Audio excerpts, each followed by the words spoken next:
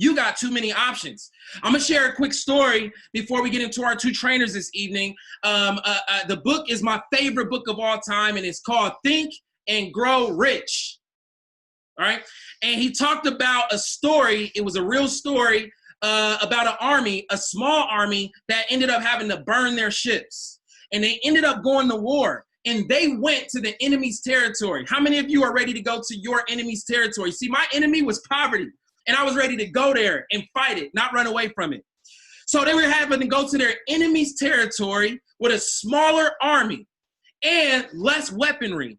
And they went to the shores of their enemy's territory. And he said what? He said, guys, gentlemen, we are going to burn our ships. And they looked at him crazy and said, what do you mean, burn our ships? If we burn our ships, then we can't leave. He said, exactly. The only way to leave here is if we win the war.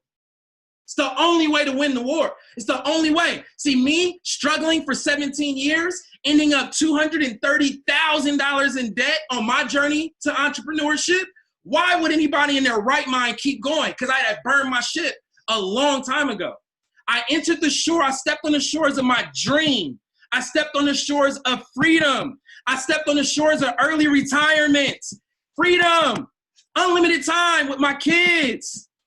Retirement in my 30s. I stepped on those shores a long time ago. So when my car got repossessed, or when I had to go through all of those challenges, when I got a tax audit and a lawsuit, when I had burned my ships, I couldn't go back. That's why we won.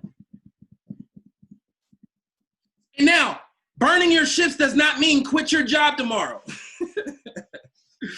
Right? You need whatever it is that's paying your bills right now until you get to the top. But as long as you have an exit strategy, you're not going to win here.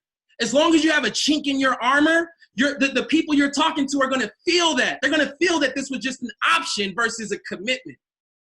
That's why you're not further along where you should be.